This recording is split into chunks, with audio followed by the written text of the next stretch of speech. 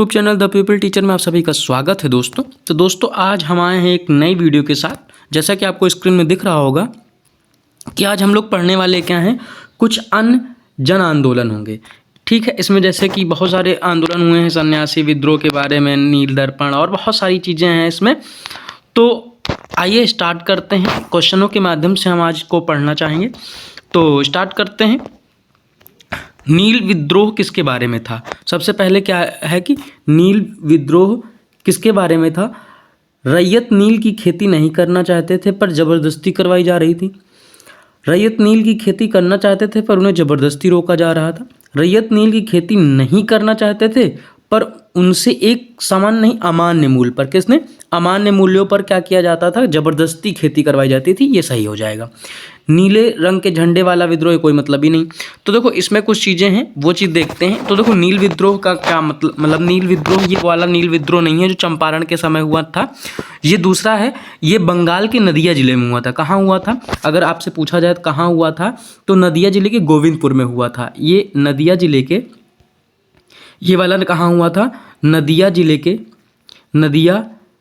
के गोविंदपुर में। कहाँ पे? गोविंदपुर में। ठीक है, तो ये गोविंदपुर में हुआ था, नदिया जिले में।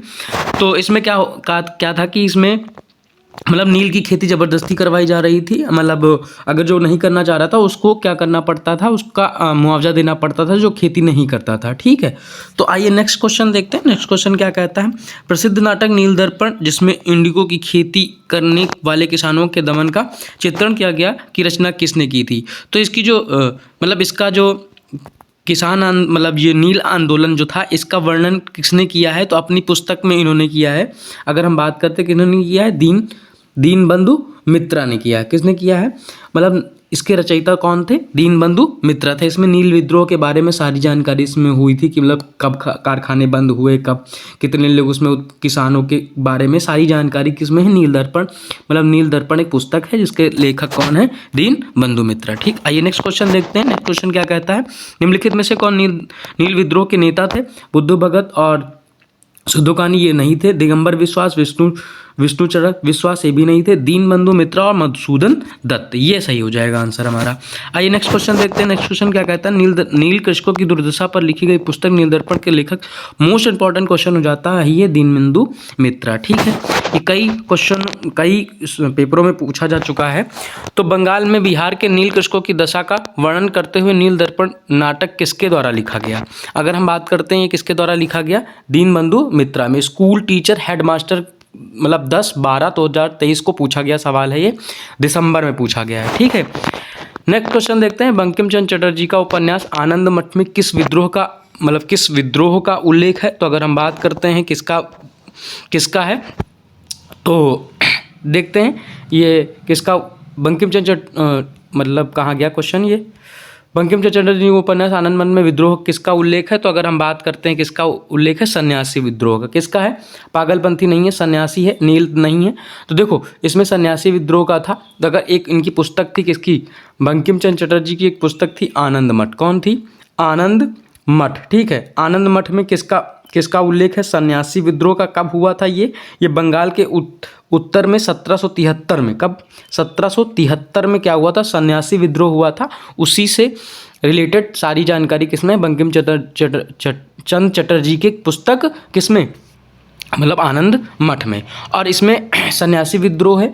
और ये पुस्तक प्रकाशित कब हुई थी? वो हुई थी 1882 में। ये बिहार का क्वेश्चन है, बिहार स्पेशल के क्वेश्चन में ये आया था। कब आनंद मठ कब बनी थी? 1800 मतलब प्रकाशित हुई थी 1882 में। ठीक, नेक्स्ट क्वेश्चन देखते हैं। नेक्स्ट क्वेश्चन क्या कहता है? बंकिम चंद्र चट्टोपाध्याय के आनंद मठ में किस विद्रोह का उल्लेख है? तो इसमें किसका उल्लेख है? संथाल का नहीं है, नील का नहीं है, कोल का नहीं है, सन्यासी विद्रोह का। ठीक है, तो ये भी मोस्ट इंपॉर्टेंट क्वेश्चन हो जाता है। महाराष्ट्र में रामोसी कृषक जत्था, मतलब ये जो यहाँ पे जाता लिखा है ये जत्था है। जो जत्था था वो किसने किया था? तो किसने किया था? वासुदेव बलवंत फड़के ने। ठीक, नेक्स्ट क्वेश्चन देखते हैं। रामोसी विद्रोह सही रूप में किस भौगोलिक इलाके में हुआ था? वो हुआ था कहाँ? हाँ, पश्चिमी घाट में। कहाँ हुआ था? पश्चिमी घाट में। ठीक है, बघेरा विद्रोह कहाँ हुआ था? तो कहाँ हुआ था? ये बड़ौदा में हुआ था। कहाँ हुआ था बघेरा विद्रोह की अगर बात करते हैं तो ये कहाँ हुआ था? ये हुआ कब था? 1800, अगर बघेरा विद्रोह की बात करें 1818 में हुआ था। ठीक है, ये बड़ौदा में हुआ था। ठीक है, नेक्स्ट क्वेश्चन देखते हैं। नेक्स्ट क्वेश्चन क्या कहता है हमारा? पागलपंथ की स्थापना किसने करी? पागलपंथ की स्थापना किसने किया? करम शाह ने किया। किसने किया? करम शाह ने किया था। ठीक है, ये उत्तरी बंगाल के करम शाह ने चलाया था। ठीक है, पागलपंथ की स्थापना की थी। नेक्स्ट क्वेश्चन देखते हैं। नेक्स्ट क्वेश्चन क्या कहता है? 1816 के फुल्का विद्रोह, मतलब फूल विद्रोह नहीं है ये, क्या लिखा है? फुल्का विद्रोह कब हुआ था? अगर मतलब फुल्का विद्रोह 1816 में कौन इसका नेतृत्व किसने किया? बंदा सिंह बहादुर ने। ठीक, बंदा सिंह बहादुर ही पंजाब के रहने वाले थे। इन्होंने अपना मतलब राज्य स्थापित करने के लिए सारा काम किया था। बिहार का चौरी चौरा, मतलब देखो बिहार में कोई चौरी चौरा नहीं हुआ है। ठीक है, ठीक है, तो इसका कोई आंसर नहीं होगा, लेकिन मतलब बिहार में जो क्वेश्चन पूछा गया उसका आंसर क्या है? 1898, मतलब 1898 ईस्वी में ये चौरी चौरा विद्रोह हुआ था, लेकिन 1922 वाला हुआ था। ठीक है, तो ये इसमें नहीं माना गया है। ठीक है, आइए नेक्स्ट क्वेश्चन देखते हैं। नेक्स्ट क्वेश्चन क्या आता है? मानव बल प्रथा का निषेध करने के कारण अंग्रेजों के विरुद्ध विद्रोह करने वाली जाति कौन थी? जनजाति कौन थी? वो कौन सी जनजाति थी? खोंड जनजाति। कौन थी? खोंड जनजाति।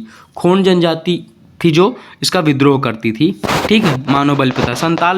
संथाल आदिवासी आंदोलन कब हुआ? तो ये कब हुआ था? ये हुआ था हमारा 55-56 में हुआ था। कब हुआ था? 55-56 में हुआ था। तो आज के लिए बस इतना ही। तो आप मिलते हैं नेक्स्ट वीडियो में। धन्यवाद।